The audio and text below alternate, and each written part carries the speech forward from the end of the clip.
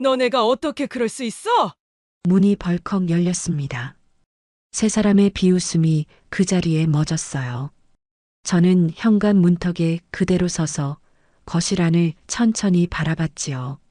식탁 주변에 아들 태수, 며느리 윤희, 그리고 사돈 박선영이 모여 앉아 있더군요. 탁자 위엔 서류 몇 장이 펼쳐져 있었고 그 옆으로 볼펜 한 자루가 굴러다니고 있었습니다. 세 사람 모두 제 쪽을 쳐다봤지만 아무도 말을 꺼내지 않았어요. 저는 신발을 벗지도 않은 채 한 걸음 안으로 들어섰지요.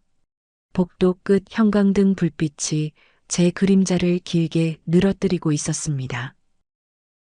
태수야, 제 목소리가 생각보다 낮게 나왔어요. 이걸 가지고 무슨 짓을 한 거야? 태수가 천천히 고개를 들었습니다. 그 눈빛엔 미안함도 당황함도 없더군요. 오히려 귀찮다는 표정이 역력했어요. 별거 아니에요, 어머니. 그가 턱으로 서류를 가리키며 말을 이었습니다.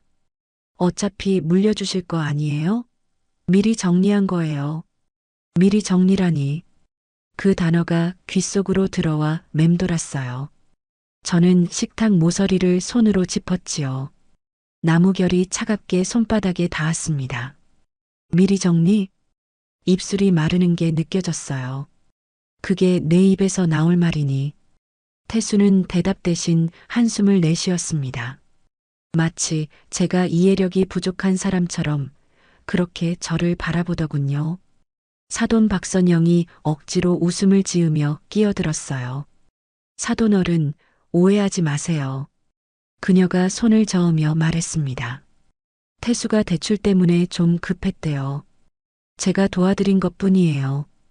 도와드린 것이라고요. 저는 그 말을 씹어보듯 천천히 되뇌었지요. 도와드린 거?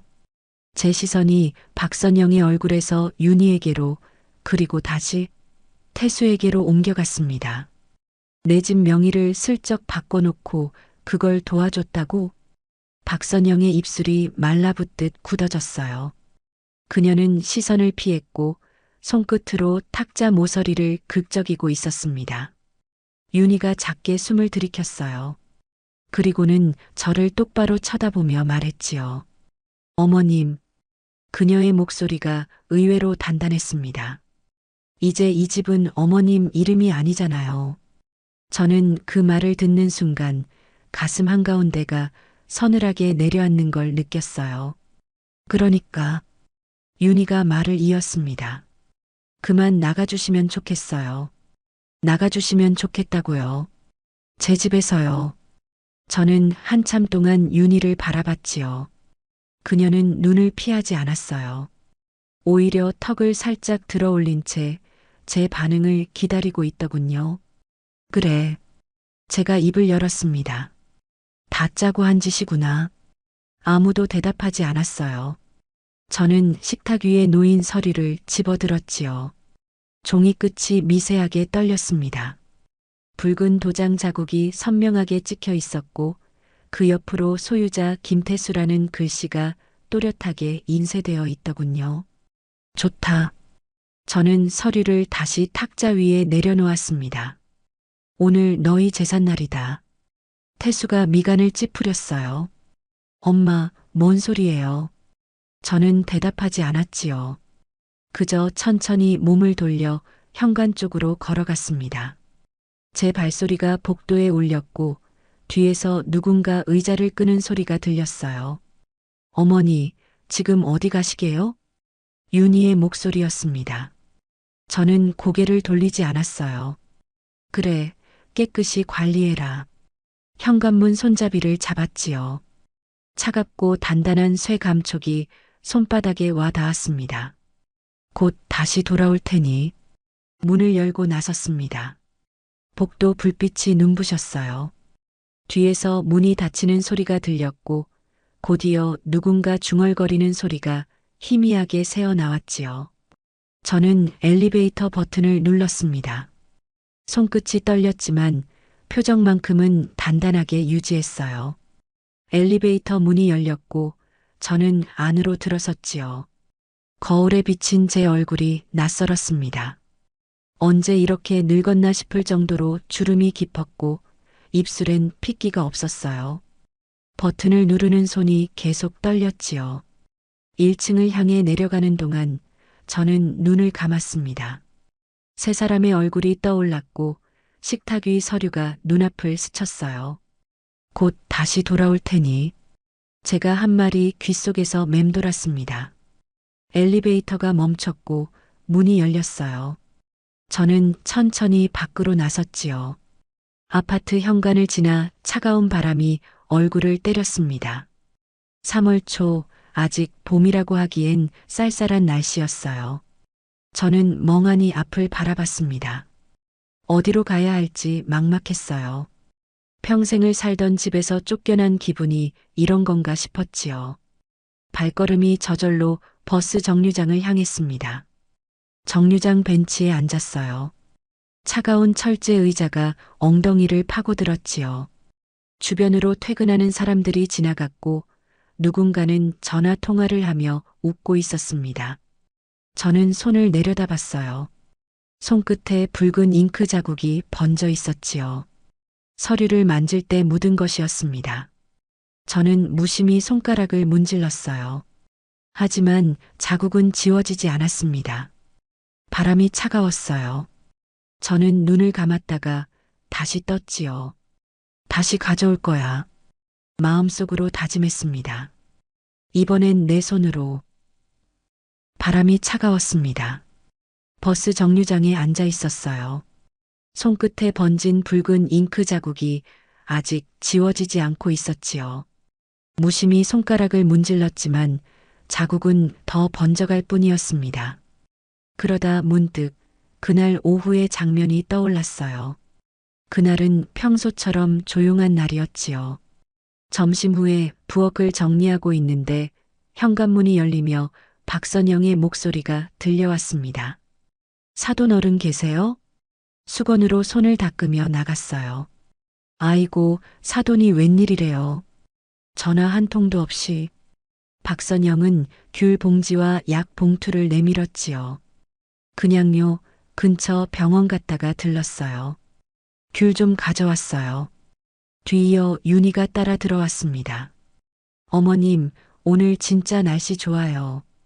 김치찌개 냄새가 나네요. 웃으며 손짓을 했어요. 앉아. 밥도 아직 남았는데 같이 먹자. 세 사람이 마주 앉아 밥을 먹었지요. 그 분위기는 늘 그랬습니다. 박선영은 며느리보다 더 자주 드나들었고 그런 걸 부담이라 생각해 본 적이 없었어요. 박선영의 집이 어려웠을 때 몰래 봉투를 건넨 적도 있었지요.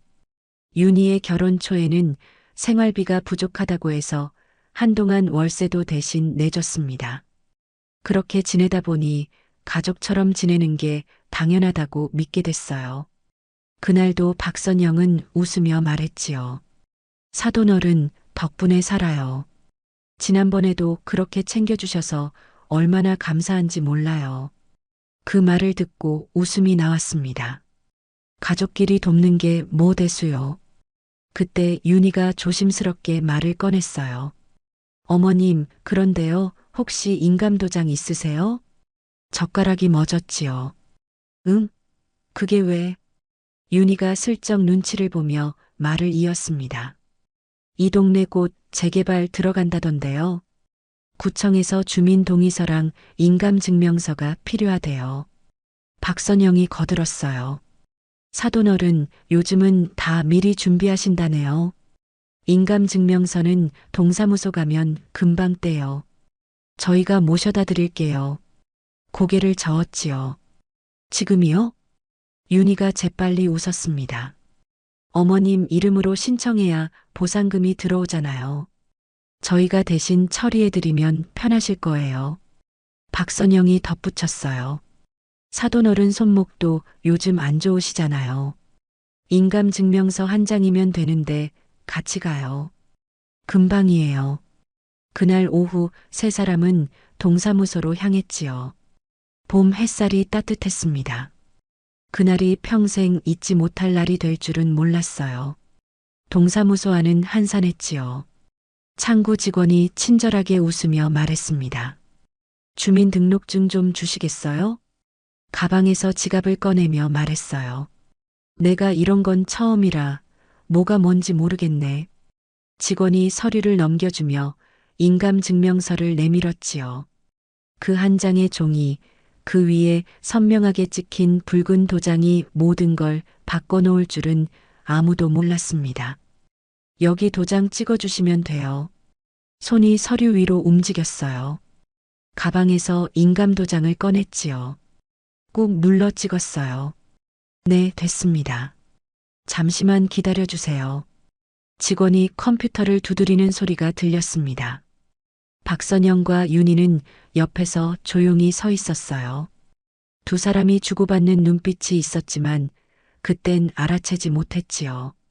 여기요, 인감증명서 나왔습니다. 종이 한 장을 받아들었어요. 제 이름과 주소, 그리고 붉은 도장 자국이 선명했습니다.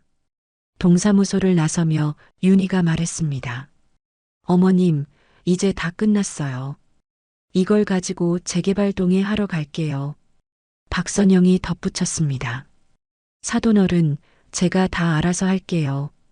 집도 새로 짓고 하면 뭔가 새로우니까. 미소를 지었어요. 그래, 그렇게 되면 좋지. 햇살이 따뜻했어요. 하지만 그때부터였습니다. 그 따뜻함 속에 이상하게 등골이 서늘했던 건요. 현관문을 닫고 거실로 들어갔습니다. 텅 빈 집이 유난히 조용했어요. 가방 속에서 지갑을 꺼내다가 문득 인감도장이 눈에 들어왔습니다. 도장을 손에 쥐고 한참을 바라봤어요. 재개발 동의서라고 했나? 그런데 이상했습니다. 이 동네에 재개발 얘기가 나온 적이 있었나 싶었어요. 이웃집 아주머니들이랑 얘기할 때도 그런 소리는 들어본 적이 없었는데 혹시 내가 모르는 사이에 진행된 건가? 고개를 저었습니다. 가족이 알아서 해준다는데 뭘 걱정하나 싶었어요. 그렇게 며칠이 지났고 태수도 윤희도 연락이 없었습니다. 평소엔 일주일에 한두 번은 전화라도 했는데 이상하게 조용했어요. 바쁜가 보다. 그렇게 생각하며 지냈지요. 그러다 오늘 낯선 남자가 문을 두드렸습니다. 부동산 중개인이었어요. 그 순간부터 모든 게 무너졌습니다. 문을 여는 순간 정장 차림의 남자가 눈에 들어왔습니다. 목에 명찰이 달려 있었고 손엔 두툼한 서류철이 들려 있더군요. 그가 공손하게 인사를 하며 물었어요. 혹시 주인분 계시냐고요? 네, 라고 대답했습니다. 어떤 일이냐고 물었어요. 중개인이 명함을 내밀며 말했어요. 김태수 씨 댁이 맞냐고요. 고개를 저으며 아니라고 대답했습니다. 중개인의 표정이 미묘하게 변했습니다. 아, 그러시냐고 하더니 죄송하다는 말을 덧붙였어요. 저희 사무소에 매물로 등록돼 있어서 왔다고 했습니다. 내일 오전에 손님이 오신다고 해서 미리 집 상태를 좀 보러 왔다고 했어요. 매물이라는 단어가 귓속으로 파고들었습니다. 눈이 미세하게 흔들렸어요. 매물로요? 라고 되물었습니다. 중개인이 고개를 끄덕였어요. 네, 김태수 씨가 내놓으셨다던데요. 그 말을 듣는 순간 입안이 바짝 말랐습니다. 목구멍이 조여오는 느낌이 들었어요. 말없이 서 있었습니다. 중개인이 머쓱하게 웃으며 말을 이었어요. 등기상 명의가 아드님으로 되어 있다고 했습니다. 혹시 모르셨다면 한번 확인해 보시는 게 좋을 것 같다고 조심스럽게 말했어요. 명의가 아들로 되어 있다고요? 머릿속이 하얗게 비었습니다. 귀에서 윙하는 소리가 들렸어요. 짧게 고개를 끄덕였습니다. 그래요, 수고하세요, 라고 겨우 말을 꺼냈어요. 중개인이 다시 한번 죄송하다고 말하고 돌아섰습니다. 그의 뒷모습이 복도 끝으로 사라질 때까지 멍하니 서 있었어요. 문을 닫았습니다. 손끝이 차가웠어요. 심장이 빠르게 뛰기 시작했습니다. 언제 이렇게 창백해졌나 싶었습니다. 1층으로 내려갔어요. 문이 열리고 밖으로 나섰습니다. 바람이 불었어요. 3월 초 아직 쌀쌀한 바람이었습니다. 동사무소를 향해 걸었어요. 평소 같으면 버스를 탔겠지만 오늘은 걷고 싶었습니다. 머리를 정리할 시간이 필요했어요. 인도를 따라 걸었습니다. 신호등이 바뀔 때마다 발걸음이 멈췄어요. 사람들이 지나갔습니다. 퇴근하는 직장인들, 장을 보고 돌아가는 주부들, 손을 잡고 걷는 연인들, 모두가 평범한 하루를 보내고 있었어요. 그런데 나만 이렇게 무너지고 있었습니다. 신호가 바뀌었어요. 건널목을 건넜습니다. 동사무소가 보였어요. 건물 앞에 섰습니다. 유리문 너머로 사람들이 보였어요. 한참을 서 있다가 문을 밀고 들어갔습니다. 안은 한산했어요. 몇몇 사람들이 창구 앞에서 일을 보고 있었습니다. 창구로 향했어요. 번호표를 뽑았습니다. 28번이었어요. 의자에 앉아 기다렸습니다. 번호가 불리고 천천히 일어섰습니다. 창구로 향했어요. 젊은 직원이 앉아 있었습니다. 무엇을 도와드릴까요? 친절한 목소리였습니다. 집 등기부등본을 떼려고 한다고 말했어요. 목소리가 떨렸습니다. 제 이름으로 되어 있는 아파트요 라고 덧붙였어요. 직원이 주소와 주민번호를 물었습니다. 천천히 불러줬어요. 직원이 컴퓨터를 두드렸습니다. 키보드 소리가 또각또각 들렸어요. 잠시만요 라고 직원이 말했습니다.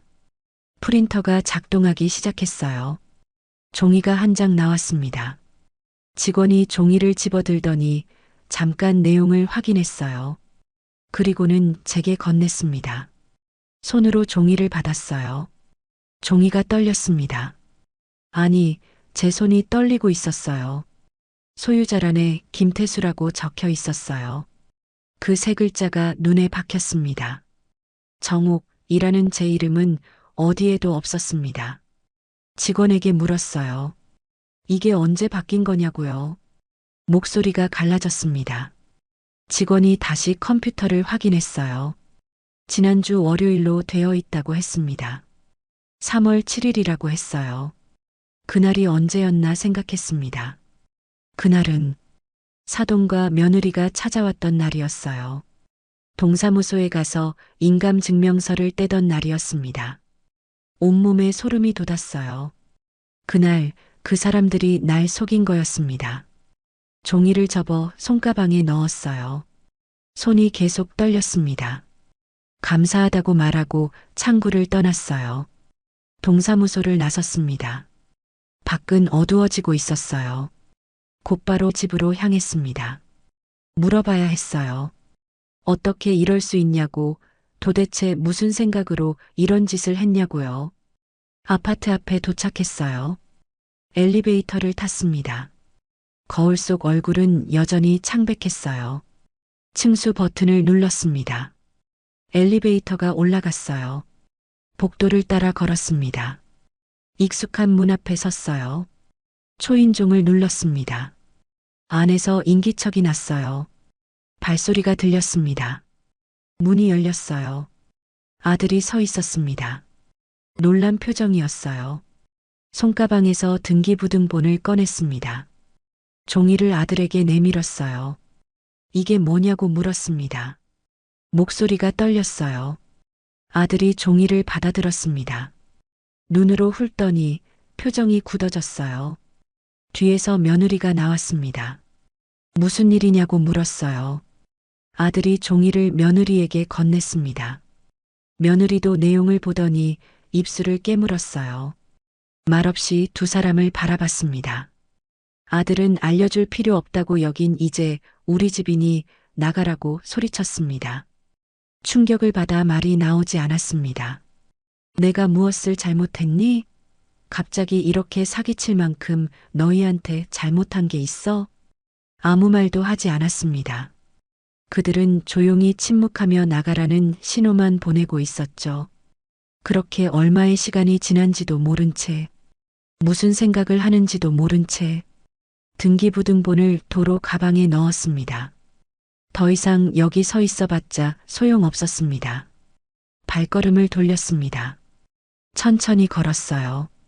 모텔방 침대 모서리에 하루를 울고 불고 하다가 하루를 보냈습니다. 점점 슬픔보단 분노가 쌓이더군요. 중요한 서류들 꺼내 침대 위에 펼쳤어요. 형광등 불빛이 종이를 하얗게 비쳤습니다. 손에 쥐고 한참을 들여다봤어요.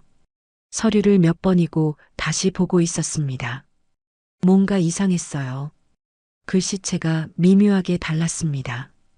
획의 굵기도 다르고 글자 간격도 넓었어요. 손에 쥔 도장을 다시 봤습니다. 그리고 서류를 봤어요. 확실히 달랐습니다. 이건 제가 지금 쓰는 도장이 아니었어요. 가슴이 철렁 내려앉았습니다. 가방을 더 뒤졌어요. 안쪽 주머니에 작은 나무함이 있었습니다. 뚜껑을 열자 옛날 인감 도장이 나왔어요.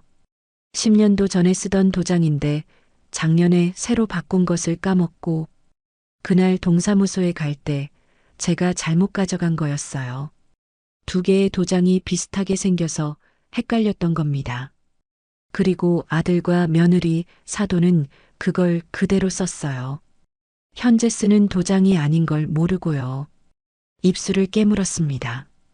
잘못된 도장으로 한 명의 이전이라면 법적으로 효력이 없을 거라고 생각했어요. 하지만 문제는 그게 아니었습니다.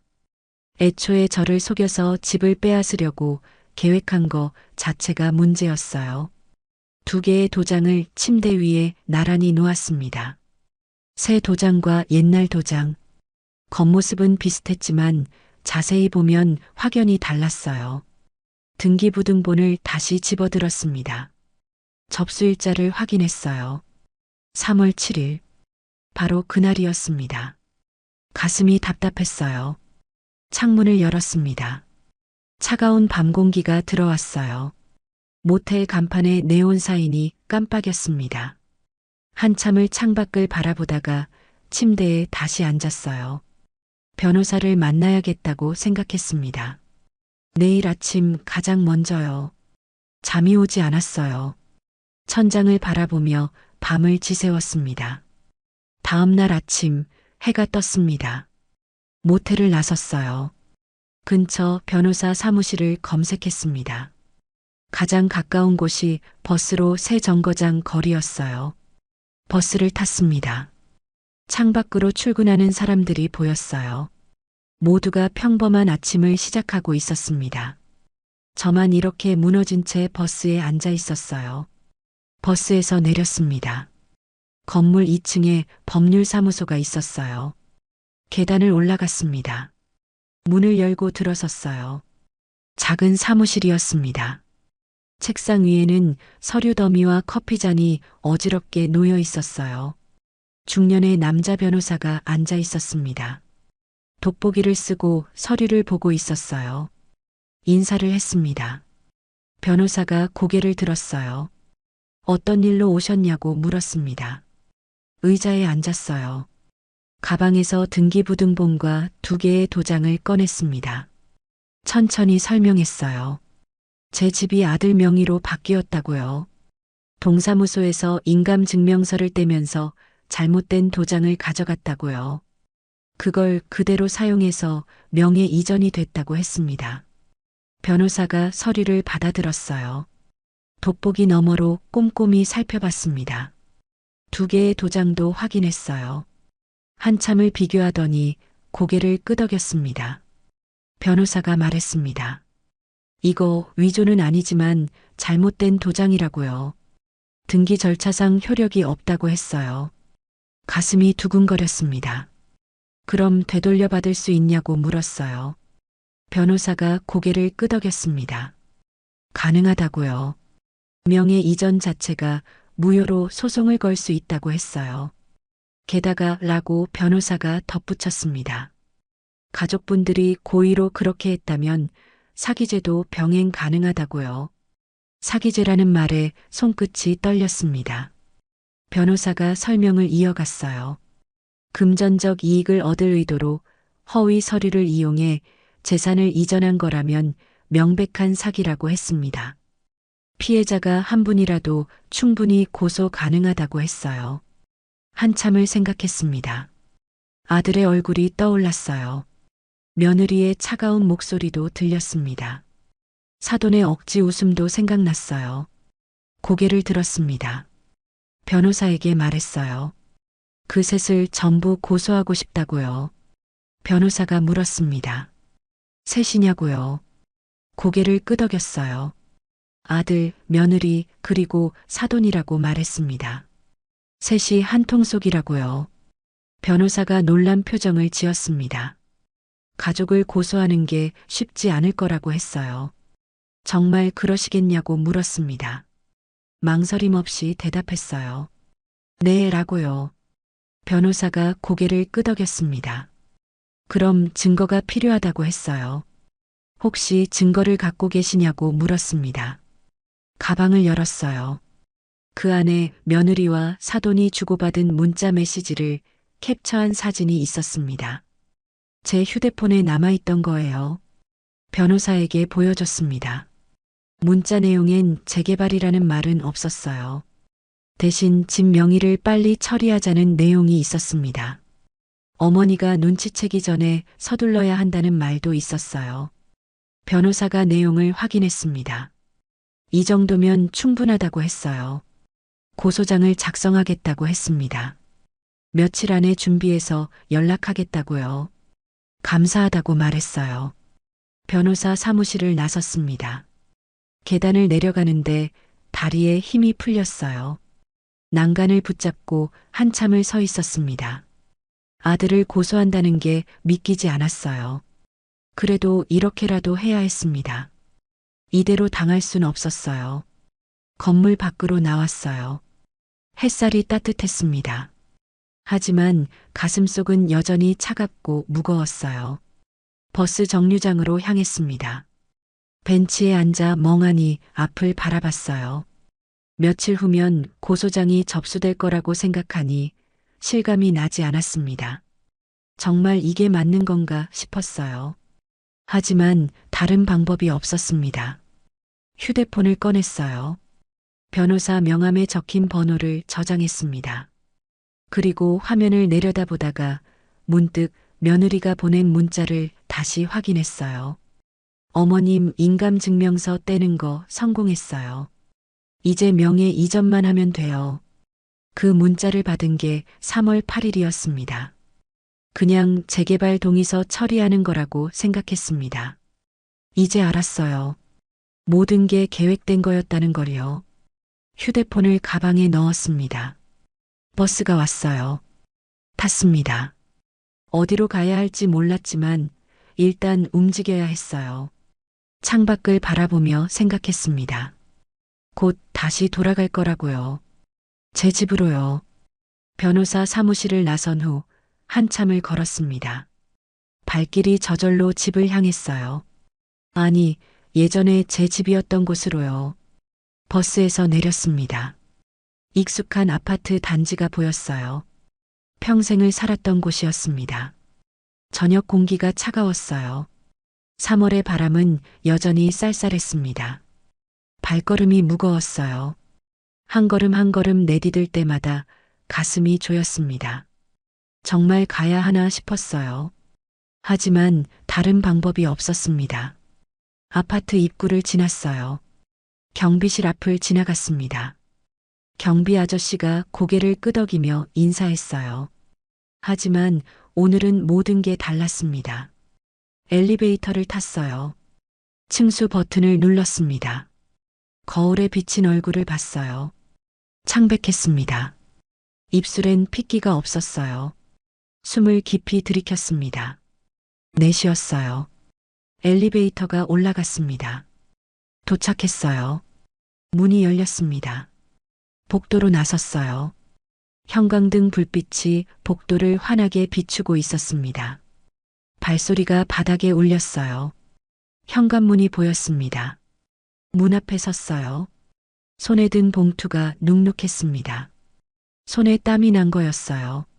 초인종을 눌렀습니다. 띵동. 안에서 인기척이 없었습니다. 기다렸어요. 다시 눌렀습니다. 띵동, 띵동. 여전히 조용했어요. 세 번째 눌렀습니다. 길게 눌렀어요. 띵동, 띵동, 띵동. 문 안쪽에서 발소리가 들렸습니다. 가까워졌다가 멈췄어요. 누군가 문구멍으로 밖을 보고 있었습니다. 며느리의 목소리가 들렸어요. 여기 왜 오셨어요? 목소리가 차갑고 날카로웠습니다. 심장이 빠르게 뛰었어요. 입술을 열었습니다. 내 집에 들어오겠다는데 왜? 문 안이 잠시 조용해졌어요. 속삭이는 소리가 희미하게 들렸습니다. 이윽고 아들의 낮은 목소리가 들렸어요. 엄마, 이제 좀 그만하세요. 여긴 내 집이에요. 손끝이 차갑게 식어갔습니다. 천천히 말했어요. 내 집이라니. 그건 잘못된 서류야. 잠시 멈췄다가 말을 이었습니다. 변호사 만나고 왔다. 어제 고소장 넣었어. 너희 셋 다. 문 안에서 누군가 숨을 들이키는 소리가 들렸어요. 며느리의 목소리가 날카로워졌습니다. 뭐라고요? 고소했다고 라고 대답했어요. 명예 이전 무효 소송이랑 사기죄로. 침묵이 흘렀습니다. 계속 말했어요. 그 도장 잘못된 거야. 법적으로 효력 없어? 아들의 목소리가 떨렸습니다. 그게 무슨 소리예요? 내가 동사무소에서 쓴 도장, 그거 옛날 도장이었어. 지금 쓰는 도장이 아니야. 문 안이 조용해졌습니다. 그러니까 너희가 한 명의 이전은 법적으로 아무 효력이 없다는 거야. 변호사가 확인했어. 며느리가 끼어들었습니다. 그게 무슨 상관이에요? 어머님이 도장 찍으신 건 맞잖아요. 웃음이 나왔어요. 상관 있지. 잘못된 도장으로 한 계약은 무효야. 그게 법이래. 가방을 열었습니다. 서류 몇 장을 꺼냈어요. 여기다 있어. 변호사 소견서, 등기부등본, 인감 비교 자료. 법원에 제출했어. 말을 이었습니다. 그리고 더 큰 문제는 너희가 애초에 날 속여서 집을 빼앗으려고 계획한 거잖아. 그게 사기죄야. 아들이 말했어요. 엄마, 그건 오해예요. 말을 끊었습니다. 오해? 증거 다 있어. 휴대폰을 꺼냈어요. 화면을 켰습니다. 며느리가 나한테 보낸 문자 메시지. 다 저장했어. 문 안이 정적에 휩싸였습니다. 목소리를 낮췄어요. 변호사가 그러더라. 사기죄는 중범죄라고. 가족 간 재산 사기는 형량이 더 세대. 최소 5년, 악질이면 10년도 나온다고 했어. 며느리가 떨리는 목소리로 말했습니다. 그건 라고 되물었어요. 너무한 건 너희지. 계속 말했습니다. 재판 걸리는 순간 이 집에 가압류 들어간다고 했어. 팔지도 못하고 대출도 못 받아. 너희가 받은 대출 있으면 은행에서 다 조사 들어가. 아들의 목소리가 떨렸어요. 엄마, 그렇게까지는? 라고 물었습니다. 목소리를 높였어요. 너희가 먼저 날 속이고 집을 빼앗으려 했잖아. 그러고도 내가 가만히 있을 것 같아? 침묵이 흘렀습니다. 손자들 얘기를 꺼냈어요. 민준이, 서연이. 학교에서 다 알게 될 거야. 부모가 할머니 재산 빼앗아서 재판 받는다고. 며느리가 흐느끼는 소리가 들렸습니다. 그리고 마지막으로 말했어요. 변호사가 그러더라. 정신적 피해, 손해배상까지 합치면 수천만 원 나온대. 형사재판에서 징역 살고 나와서 빚 갚는 거야. 아무도 대답하지 않았습니다. 목소리를 더 낮췄어요. 그래. 내가 그렇게까지 키운 놈이 너였구나. 침묵이 흘렀습니다. 천천히 고개를 끄덕였어요. 좋다. 재판정에서 보자. 판사 앞에서 내가 뭐라고 변명하나 보자. 돌아섰습니다. 복도를 따라 걸었어요. 발소리가 텅 빈 복도에 울렸습니다. 뒤에서 문이 열리는 소리는 들리지 않았습니다. 밖으로 나섰어요. 밤이 깊었습니다. 거리는 고요했어요. 가로등 불빛만 희미하게 인도를 비추고 있었습니다. 발걸음이 저절로 움직였어요. 걸었습니다. 계속 걸었어요. 어디로 가는지도 모른 채 걸었습니다. 가슴속이 텅 비어 있는 것 같았어요. 분노도 슬픔도 이제는 아무것도 느껴지지 않았습니다. 그저 차가운 공허함만 남아 있었어요. 발이 아팠습니다. 다리가 무거웠어요. 모텔에 가서도 웃음이 나왔습니다. 낮은 웃음이었어요. 그 웃음엔 눈물과 한숨이 섞여 있었습니다. 침대에 누웠어요. 천장을 바라봤습니다. 남편 얼굴이 떠올랐어요. 아들이 어렸을 때 새 식구가 행복했던 시절이 생각났습니다. 언제부터 이렇게 됐을까요?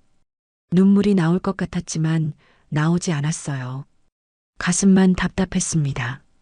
가방에서 휴대전화를 꺼냈어요. 화면을 켰습니다. 시간을 확인했어요.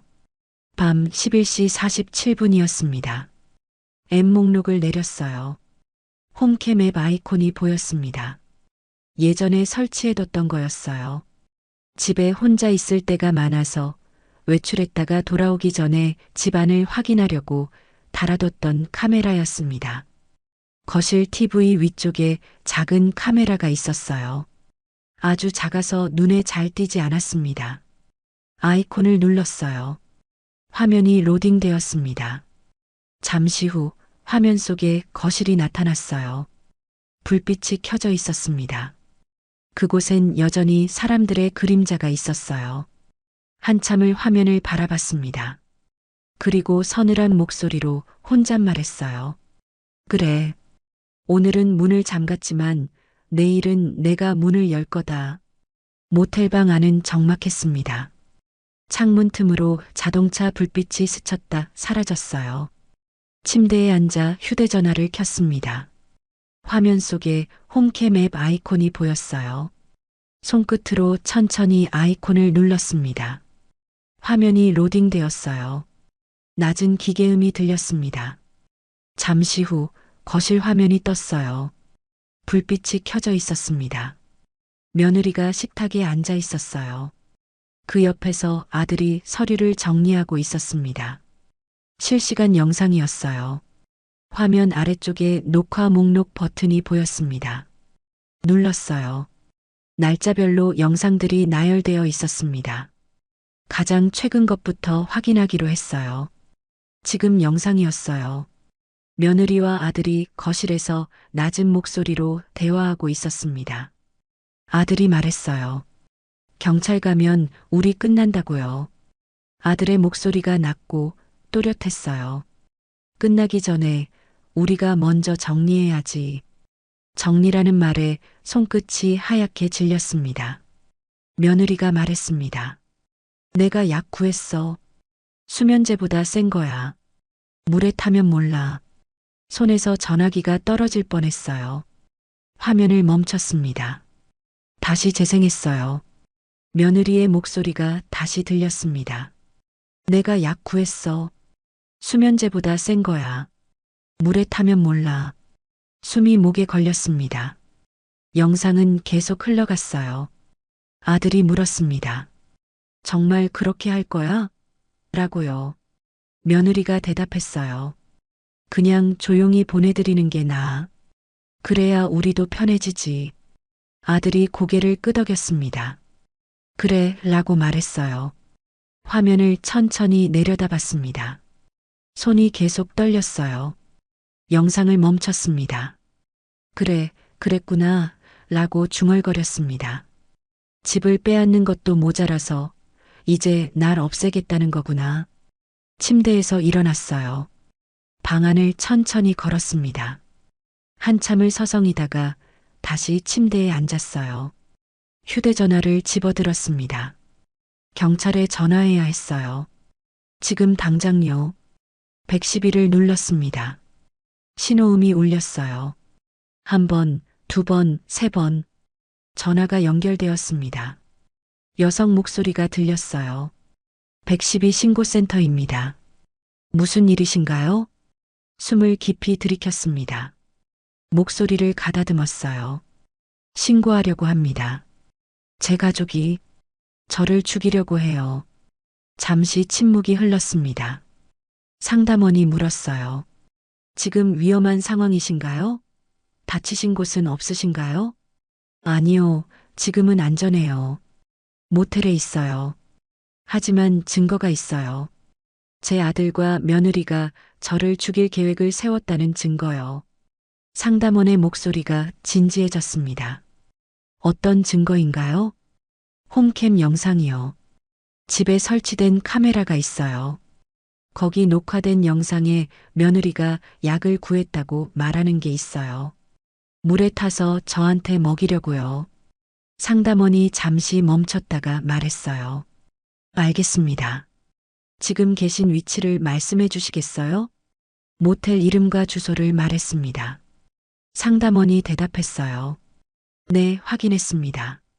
담당 형사님께 연결해 드릴게요. 잠시만 기다려 주세요. 음악이 흘렀습니다. 한참을 기다렸어요. 남자 목소리가 들렸습니다. 여보세요. 형사 김동현입니다. 상황을 들었는데요. 지금 증거를 갖고 계신가요? 네, 홈캠 영상이요. 제 휴대전화에 저장되어 있어요. 형사가 물었습니다. 혹시 그 영상 지금 보내주실 수 있나요? 이메일이나 메시지로요. 잠깐만요. 라고 대답했어요. 영상 파일을 찾았습니다. 형사가 알려준 이메일 주소로 보냈어요. 보냈습니다. 라고 말했어요. 형사가 대답했습니다. 확인하겠습니다. 잠시만요. 몇 분이 지났어요. 형사의 목소리가 다시 들렸습니다. 영상 확인했습니다. 이건 심각한 사안이네요. 목소리를 낮춰 물었어요. 어떻게 되나요? 형사가 말했습니다. 일단 내일 아침에 출동하겠습니다. 할머니께서는 지금 계신 모텔에서 안전하게 계세요. 절대 혼자 집에 가시면 안 됩니다. 알겠습니다. 라고 대답했어요. 전화를 끊었습니다. 휴대전화를 내려놓았어요. 손이 떨렸습니다. 일어나 창문을 열었어요. 찬 공기가 들어왔습니다. 심호흡을 했어요. 천천히요. 창문을 닫고 다시 침대에 앉았습니다. 내일 아침 9시 형사가 온다고 했어요. 그럼 그 전에 준비해야 했습니다. 홈캠 영상을 다시 한번 확인했어요. 제대로 저장되어 있었습니다. 변호사에게도 문자를 보냈습니다. 내일 아침 연락드리겠다고요. 긴급한 상황이 생겼다고 썼어요. 모든 준비를 마쳤습니다. 침대에 누웠습니다. 하지만 잠이 오지 않았어요. 천장을 바라봤습니다. 머릿속에서 며느리의 목소리가 계속 맴돌았어요. 물에 타면 몰라. 아들의 목소리도 들렸습니다. 조용히 보내드리는 게 나아. 눈을 감았어요. 다시 떴습니다. 남편 얼굴이 떠올랐어요. 여보라고 속으로 불렀습니다. 내일이면 끝나요. 이 악몽이 끝나요. 다시 눈을 감았습니다. 이번엔 억지로라도 잠을 청했어요. 내일을 위해서요. 얼마나 시간이 지났을까요? 창문 틈으로 희미한 빛이 들어오기 시작했습니다. 한숨도 자지 못했습니다. 시계를 봤어요. 오전 8시 15분이었습니다. 휴대전화가 울렸습니다. 화면을 봤어요. 며느리였습니다. 손이 멈칫했어요. 형사가 말했었죠. 가족들이 연락하면 받지 말라고요. 하지만 받지 않으면 의심할 겁니다. 전화를 받기로 했어요. 화면을 밀어 올렸습니다. 여보세요 라고 말했어요. 목소리를 최대한 평소처럼 냈습니다. 며느리의 목소리가 들렸어요. 조심스럽고 떨리는 목소리였습니다. 어머님, 저예요. 어제 일은 정말 죄송해요. 침묵했습니다. 며느리가 말을 이었어요. 혹시 시간 되시면 집에 좀 오시겠어요? 저희가 제대로 사과드리고 싶어요. 아침도 준비할게요. 심장이 빠르게 뛰었습니다. 목소리를 가다듬었어요. 흔들리지 않게요. 그래. 갈게. 짧고 단호하게 대답했습니다. 며느리가 말했어요. 정말요? 감사합니다, 어머님. 그럼 10시쯤 오세요. 알았다, 라고 대답하고 전화를 끊었습니다. 휴대전화를 내려놓았어요. 손이 떨렸습니다. 이제 시작이었어요. 시계를 다시 봤습니다. 8시 53분. 문을 두드리는 소리가 들렸습니다. 일어나 문을 열었어요. 남자 2명이 서 있었습니다. 한 명은 중년이었고 다른 한 명은 젊었어요. 중년 남자가 신분증을 보여줬습니다. 형사 김동현입니다. 라고 말했어요. 안으로 들어오시라고 했습니다. 두 형사가 방 안으로 들어왔어요. 김동현 형사가 가방을 열었습니다. 안에서 작은 기계들을 꺼냈어요. 할머니라고 형사가 말했습니다. 지금부터 설명드릴게요. 잘 들어주세요. 고개를 끄덕였습니다. 형사가 작은 녹음기를 꺼냈어요. 단추만 한 크기였습니다. 이걸 옷 안쪽에 착용하시면 됩니다. 대화 내용이 전부 녹음되어 녹음기를 건네받았습니다. 손바닥 안에 쏙 들어왔어요. 그리고 이건 라고 형사가 휴대전화를 꺼냈습니다. 여기 앱이 켜져 있어요. 이걸 가방에 넣고 가세요. 실시간으로 위치 추적하고 상황 모니터링합니다. 알겠다고 대답했어요. 형사가 진지한 표정으로 말했습니다. 할머니, 이게 가장 중요한데요. 집에 가시면 며느리가 뭔가 드실 걸 권할 겁니다. 물이든 차든요. 고개를 끄덕였습니다. 형사가 계속 말했어요. 절대 드시면 안 됩니다. 하지만 마시는 척은 하셔야 해요. 그래야 저쪽에서 강요하기 시작할 겁니다. 목소리를 낮췄습니다. 그 사람들이 물리적으로 강요하기 시작하면 그때 저희가 들어갑니다. 현행범으로 체포하는 거예요. 숨을 깊이 들이켰습니다. 위험하지 않냐고 물었어요. 형사가 고개를 저었습니다. 저희가 바로 밖에서 대기하고 있을 겁니다. 문 열고 10초면 들어갑니다. 절대 위험하지 않아요. 젊은 형사가 말했습니다. 할머니께서 신호만 주시면 됩니다. 이건 마실 수 없어라고 크게 말씀하시면 그게 신호예요. 알겠다고 대답했습니다. 녹음기를 옷 안쪽에 붙였어요. 형사가 확인해 줬습니다. 휴대전화를 가방에 넣었어요. 모든 준비가 끝났습니다. 시계를 봤어요.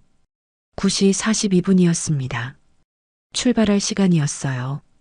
형사들과 함께 모텔을 나섰습니다. 밖에 검은색 승용차가 대기하고 있었어요. 차에 탔습니다. 형사가 운전석에 앉았어요. 차가 출발했습니다. 창밖을 바라봤어요. 익숙한 거리가 지나갔습니다. 아파트 단지가 보였어요. 차가 멈췄습니다. 아파트 입구 앞이었어요. 형사가 말했습니다. 저희는 여기서 대기하겠습니다. 할머니 혼자 올라가세요. 기억하세요. 신호는 이건 마실 수 없어요. 알겠다고 대답했어요. 차에서 내렸습니다. 뒤돌아보지 않고 아파트로 들어갔어요. 엘리베이터를 탔습니다. 층수 버튼을 눌렀어요. 거울에 비친 얼굴을 봤습니다. 창백했어요. 심호흡을 했습니다. 천천히요. 엘리베이터가 올라갔습니다.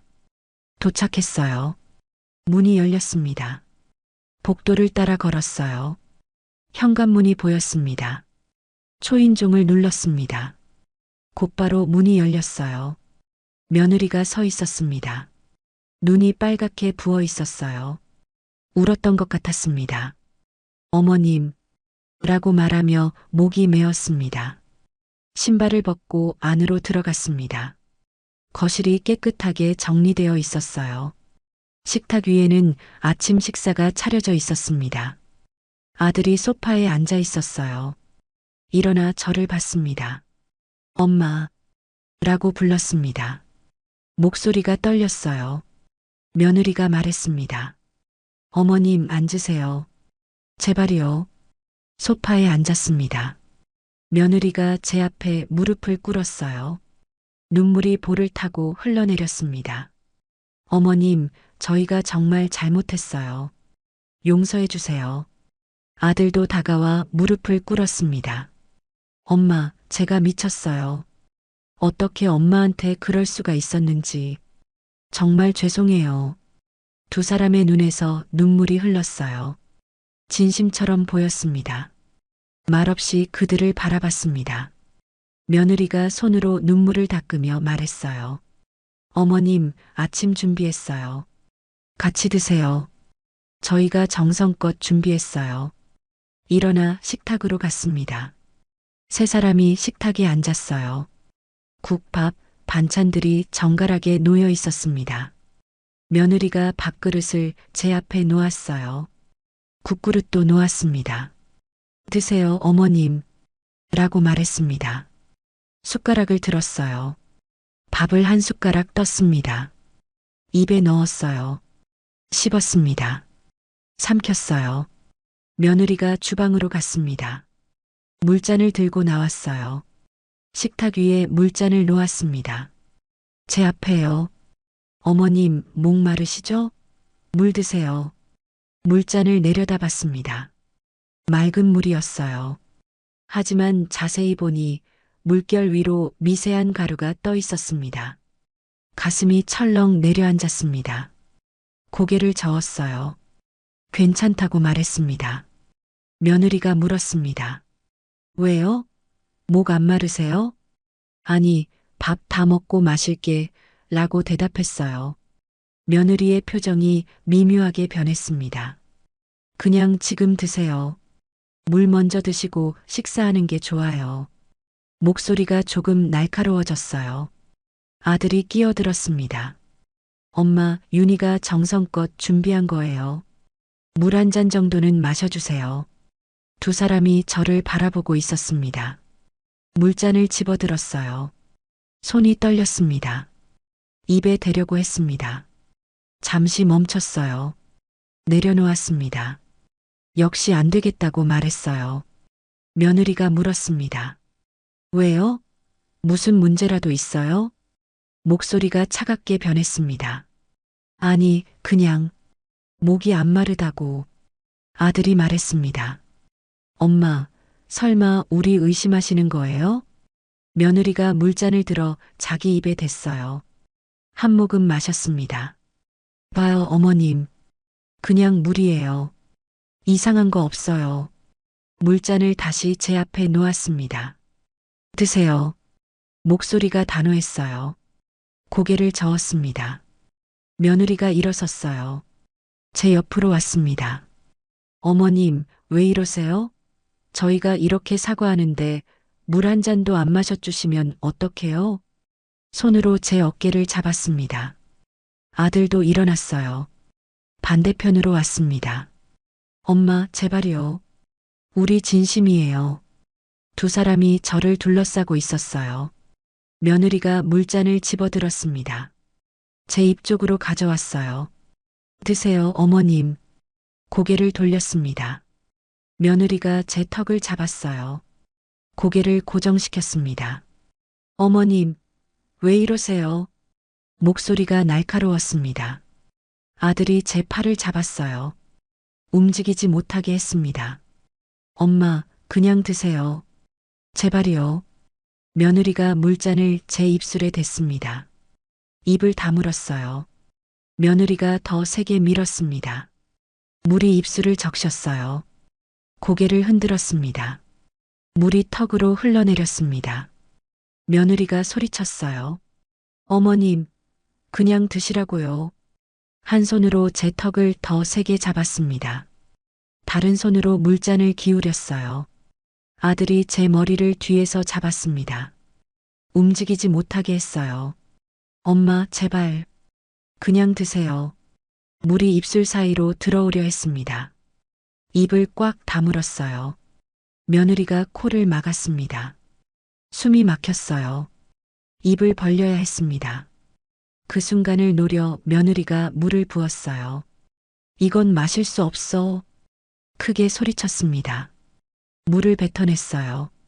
현관문이 벌컥 열렸습니다. 쿵. 형사 2명이 들어왔어요. 경찰이다. 모두 그대로 있어. 김동현 형사의 목소리가 울렸습니다. 며느리가 물잔을 떨어뜨렸어요. 쨍그랑. 물잔이 바닥에 깨졌습니다. 물이 사방으로 튀었어요. 아들이 손을 놨습니다. 뒤로 물러섰어요. 형사들이 다가왔습니다. 김태수 씨, 윤희 씨, 사기 혐의로 체포합니다. 며느리가 비명을 질렀어요. 아니에요. 오해예요. 형사가 수갑을 꺼냈습니다. 며느리의 손목에 채웠어요. 아들에게도 수갑이 채워졌습니다. 젊은 형사가 깨진 물잔 조각들을 비닐봉지에 담았어요. 바닥에 흘러내린 물도 면봉으로 채취했습니다. 김동현 형사가 며느리에게 말했어요. 물에 수면진 정제 과다 복용량이 들어있는 거 다 알아. 그리고 지금 강제로 먹이려던 거 전부 녹음됐어. 며느리의 얼굴이 하얗게 변했습니다. 형사가 아들을 봤어요. 김태수 씨, 당신도 공범이야. 어머니 팔 잡고 머리 잡았잖아. 다 녹음됐어. 아들이 주저앉았습니다. 엄마, 미안해요. 형사들이 2사람을 끌고 나갔어요. 며느리가 울부짖었습니다. 어머님, 제발 용서해 주세요. 그 소리가 복도로 멀어졌습니다. 현관문이 닫혔어요. 거실에 혼자 남았습니다. 깨진 물잔 조각들이 바닥에 흩어져 있었어요. 그 위로 햇빛이 비쳤습니다. 천천히 소파에 앉았어요. 손이 떨렸습니다. 옷에 묻은 물이 차갑게 느껴졌어요. 가슴이 두근거렸습니다. 끝났어요. 정말 끝났습니다. 창밖을 바라봤어요. 봄 햇살이 따뜻하게 거실을 비추고 있었습니다. 봄비가 내렸습니다. 유리창에 떨어진 빗방울이 천천히 흘러내렸어요. 버스에 앉아 창밖을 바라봤습니다. 빗속 풍경이 흐릿하게 보였어요. 교도소로 가는 길이었습니다. 지난주에 재판이 끝났어요. 판결문을 받았을 때가 떠올랐습니다. 김동현 형사가 전화로 결과를 알려줬었어요. 아들은 징역 8년이 나왔습니다. 며느리는 주도적으로 계획했다는 점이 인정돼서 징역 10년입니다. 사돈 박선영 씨는 사기죄 공범으로 징역 5년이 나왔어요. 그 말을 들었을 때 가슴이 무너지는 것 같았어요. 8년. 아들이 8년을 감옥에서 보내야 한다는 게 믿기지 않았습니다. 형사가 말을 이었어요. 그리고 집 명의 이전은 무효 판결 나왔습니다. 제 명의로 돌아갔어요. 손해배상도 인정됐고요. 정신적 피해에 대한 위자료 3천만 원, 그동안 집 못 쓰신 거에 대한 배상금 1천만 원, 총 4천만 원입니다. 집이 돌아왔다는 말에도 기쁘지 않았어요. 이미 그 집은 제게 집이 아니었습니다. 전화를 끊고 한참을 앉아 있었던 기억이 났습니다. 그리고 며칠 전 김동현 형사에게서 다시 연락이 왔었어요. 아드님과 며느님이 면회 신청을 했습니다. 할머니께서 안 가셔도 됩니다. 의무 아니에요. 형사의 말에 고개를 끄덕였었어요. 하지만 마음속으로는 이미 결정했었습니다. 가야 한다고요. 마지막으로 보고 싶었어요. 그 사람들의 얼굴을요. 버스가 멈췄습니다. 교도소 앞이었어요. 내렸습니다. 비가 얼굴을 적셨어요. 우산을 펼쳤습니다. 천천히 걸었어요. 교도소 정문이 보였습니다.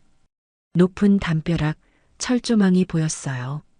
안으로 들어갔습니다. 신분증을 제시했어요. 면회 신청서를 작성했습니다.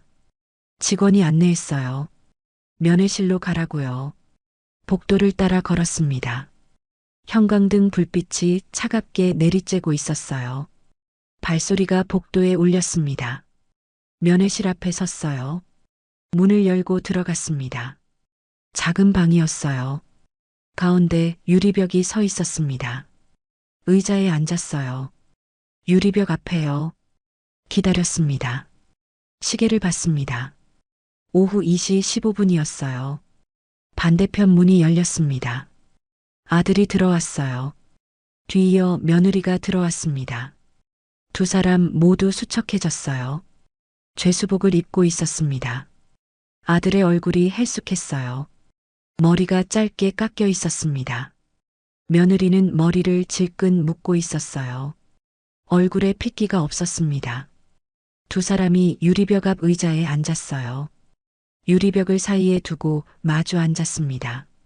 아들이 먼저 입을 열었어요. 엄마, 라고 불렀습니다. 목소리가 떨렸어요. 며느리는 고개를 숙이고 있었습니다. 말없이 그들을 바라봤어요. 아들이 말을 이었습니다. 엄마, 그땐 정말 몰랐어.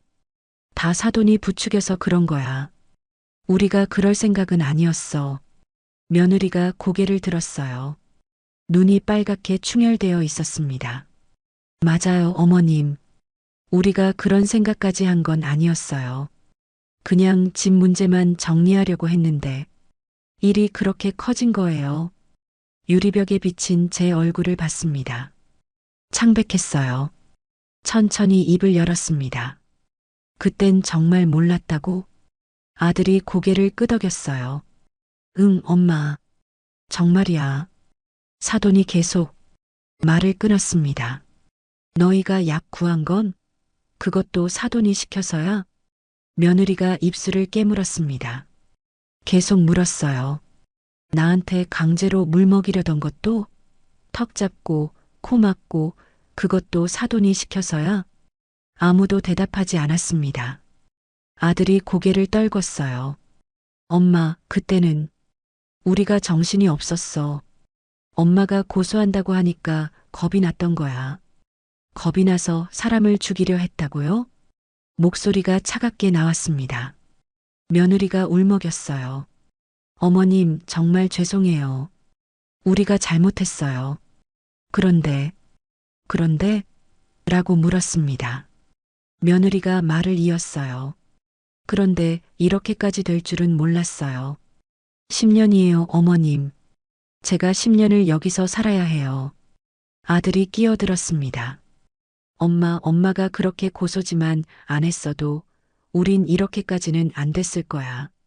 그 말에 며느리가 고개를 끄덕였어요. 맞아요. 결국 어머님이 다 망쳐놨어요. 가족인데 어떻게 이럴 수가 있어요? 손끝이 미세하게 떨렸습니다. 천천히 숨을 내쉬었어요. 입술이 단단하게 다물렸다가 조용히 열렸습니다. 그래, 라고 말했어요. 아직도 그 말이 나오네. 두 사람이 잠시 말을 멈췄습니다. 목소리를 낮췄어요. 넌 내 아들이지만 한 번도 사람 구실 못했어. 아들의 얼굴이 일그러졌습니다. 며느리를 봤어요. 그리고 넌 며느리랍시고 들어와서 내 손을 잡아준 적이 한 번도 없었지. 며느리가 고개를 숙였습니다. 아들이 물었어요. 엄마, 그럼 이게 다 무슨 의미야? 우리 이렇게 만들고 그게 엄마한테 무슨 의미가 있어? 의미? 라고 되물었습니다. 그게 궁금하니? 잠시 침묵했다가 말을 이었어요. 넌 아직도 모르겠구나. 아들의 입술이 떨렸습니다. 의미 같은 건 없어. 그냥 죗값을 받아들여. 자리에서 일어섰어요. 의자 다리가 바닥을 긁는 소리가 났습니다. 며느리가 유리벽을 두드렸어요. 어머님, 제발 한 번만 용서해 주세요. 뒤돌아보지 않았습니다. 아들이 소리쳤어요. 엄마, 엄마, 문을 열고 나갔습니다. 뒤에서 울음소리가 들렸어요. 복도를 따라 걸었습니다. 뒤돌아보지 않았어요. 출구로 향했습니다. 밖으로 나왔어요. 비가 그쳐 있었습니다. 하늘은 잿빛이었지만 먼 산 위로 해가 조금씩 번지고 있었어요. 천천히 걸었습니다. 손에 들린 우산을 접었어요. 물방울이 떨어졌습니다. 정문을 지났습니다. 버스 정류장으로 향했어요. 벤치에 앉았습니다. 고개를 들어 흐린 하늘을 바라봤어요. 표정엔 슬픔도 분노도 없었습니다. 오직 오래된 체념 같은 평온만이 남아 있었어요. 버스가 왔습니다. 일어나 탔어요. 창가 자리에 앉았습니다. 창밖을 바라봤어요. 교도소가 점점 멀어졌습니다. 높은 담벼락, 철조망이 작아졌어요. 버스가 달렸습니다. 도시로 향했어요. 어디로 가야 할지 아직 몰랐습니다. 하지만 괜찮았어요. 이제는 제가 선택할 수 있었으니까요. 6개월이 흘렀습니다. 가을이 왔어요. 창밖으로 단풍이 물들어 있었습니다. 부엌에서 아침 준비를 하고 있었어요. 계란을 프라이팬에 올렸습니다. 지글지글 소리가 났어요. 밥을 푸고 국을 데우고 반찬을 작은 접시에 담았습니다. 식탁을 차렸어요. 3개의 밥그릇이 나란히 놓였습니다. 방문이 열렸어요. 민준이가 나왔습니다. 10살짜리 남자아이였어요. 눈을 비비며 나왔습니다. 할머니, 좋은 아침이에요. 좋은 아침라고 대답했어요. 민준이가 식탁에 앉았습니다. 이어서 서연이가 나왔어요. 8살 여자아이였습니다. 머리가 헝클어져 있었어요. 할머니, 배고파요. 씻고 와 라고 말했습니다. 서연이가 화장실로 뛰어갔어요. 3사람이 식탁에 앉았습니다. 밥을 먹었어요. 민준이가 김을 밥 위에 올렸습니다. 서연이는 계란 노른자를 터뜨렸어요. 평범한 아침이었습니다. 하지만 이런 아침이 오기까지는 쉽지 않았어요. 6개월 전 재판이 끝난 직후가 떠올랐습니다. 아들과 며느리가 수감되자 손자들을 돌볼 사람이 없었어요. 아동보호센터에서 연락이 왔었습니다. 아이들을 맡아주실 수 있냐고요. 처음엔 망설였어요. 내 나이에 어린 아이들을 키울 수 있을까 싶었습니다.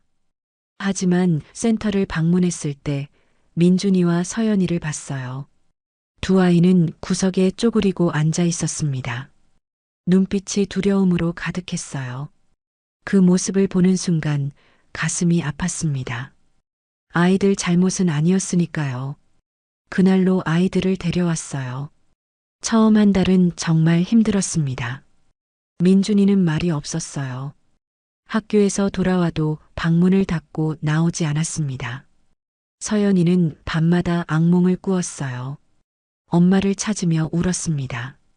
아이들을 달래며 함께 울었던 밤들이 있었어요.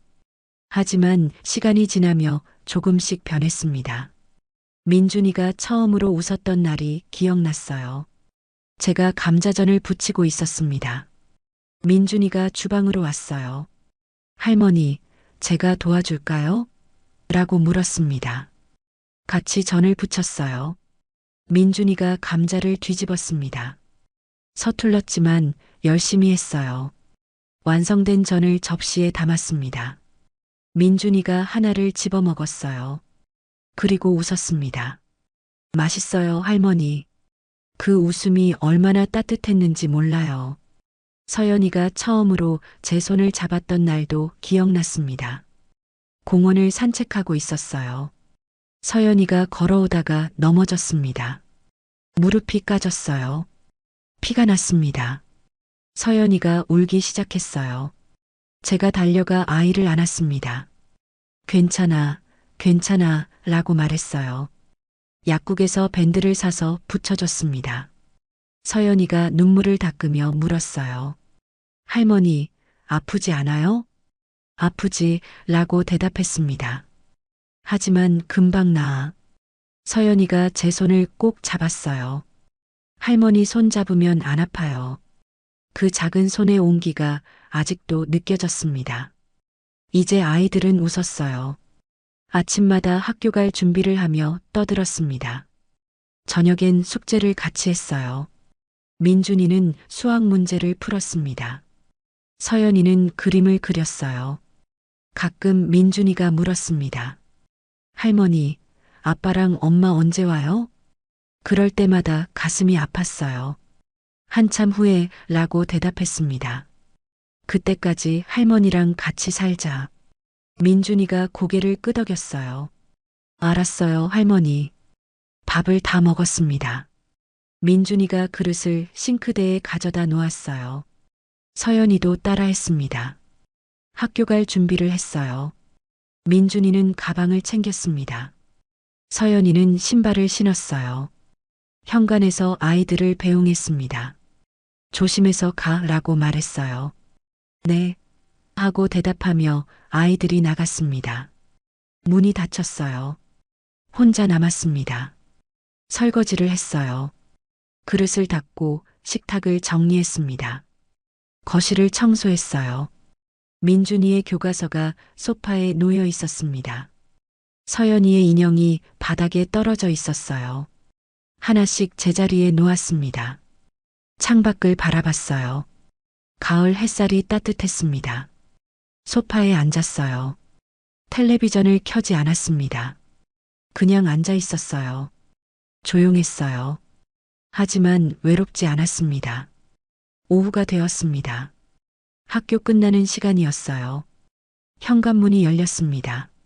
할머니, 저 왔어요. 서연이의 목소리가 들렸어요. 뒤이어 민준이가 들어왔습니다. 할머니, 다녀왔습니다. 두 아이가 신발을 벗고 들어왔어요. 간식 줄까? 라고 물었습니다. 네. 하고 아이들이 대답했어요. 주방으로 갔습니다. 과일을 깎았어요. 사과를 썰고 배를 잘랐습니다. 접시에 담아 식탁에 놓았어요. 아이들이 와서 먹었습니다. 민준이가 말했어요. 할머니, 오늘 선생님이 칭찬했어요. 숙제 잘했다고요. 그래, 잘했네, 라고 말했습니다. 서연이가 가방에서 종이를 꺼냈어요. 할머니, 이거 봐요. 제가 그렸어요. 그림이었습니다. 집 한 채가 그려져 있었어요. 그 앞에 세 사람이 서 있었습니다. 이게 누군데? 라고 물었어요. 서연이가 손가락으로 가리키며 말했습니다. 이게 오빠, 이게 나, 이게 할머니예요. 가슴이 따뜻해졌어요. 그림을 냉장고에 붙였습니다. 자석으로 고정했어요. 예쁘다 라고 말했습니다. 저녁 시간이 되었어요. 저녁을 준비했습니다. 된장찌개를 끓였어요. 세 사람이 식탁에 앉았습니다. 밥을 먹으며 대화를 나눴어요. 민준이가 학교에서 있었던 일을 얘기했습니다. 서연이는 친구 이야기를 했어요. 웃음소리가 거실에 퍼졌습니다. 밥을 다 먹고 설거지를 했어요. 민준이가 도와줬습니다. 그릇을 닦아 건조대에 올렸어요. 거실에서 텔레비전을 켰습니다. 세 사람이 소파에 앉았어요. 만화를 봤습니다. 서연이가 웃었어요. 민준이도 웃었습니다. 저도 웃었어요. 밤이 되었습니다. 아이들을 재웠어요. 민준이 방에 들어가 이불을 덮어줬습니다. 잘 자라고 말했어요. 할머니도 잘 자요라고 민준이가 대답했습니다. 서연이 방에도 갔어요. 서연이는 인형을 안고 누워 있었습니다. 이불을 덮어줬어요. 할머니라고 서연이가 불렀습니다. 응? 라고 대답했어요. 할머니 사랑해요. 가슴이 뭉클했어요. 나도 사랑해 라고 말했습니다. 불을 끄고 나왔어요. 제 방으로 갔습니다. 침대에 앉았어요. 창밖을 바라봤습니다. 달이 떠 있었어요. 밝은 달이었습니다. 지난 6개월이 떠올랐습니다. 힘든 날들도 있었어요. 밤마다 울었던 날들도 있었습니다. 하지만 이제는 괜찮았어요. 아이들의 웃음소리가 집을 채웠습니다. 작은 손이 제 손을 잡았습니다. 할머니라고 부르는 목소리가 들렸어요. 이제는 혼자가 아니었습니다. 침대에 누웠어요. 천장을 바라봤습니다. 남편 얼굴이 떠올랐어요. 여보라고 속으로 불렀습니다. 우리 손주들 잘 키울게요. 걱정 마세요. 눈을 감았습니다. 평온했어요. 내일 아침이면 또 시작될 겁니다. 아침 준비, 아이들 깨우기, 학교 보내기. 평범한 하루가요. 하지만 그 평범함이 행복이었습니다. 이제는 알았어요. 진짜 가족이 뭔지요. 피로 맺어진 게 가족이 아니었습니다. 함께 웃고, 함께 울고, 서로를 지켜주는 게 가족이었어요. 민준이와 서연이. 이 아이들이 제 진짜 가족이었습니다. 그리고 이제 이 삶은 제가 선택한 삶이었어요. 누가 강요한 게 아니었습니다. 제가 원해서, 제가 선택해서 사는 삶이었습니다. 그게 행복이었어요. 창밖으로 별이 반짝이고 있었습니다. 고요한 밤이었어요. 하지만 내일이면 또 시작될 겁니다. 새로운 하루가요. 그리고 저는 그 하루를 기다리고 있었습니다.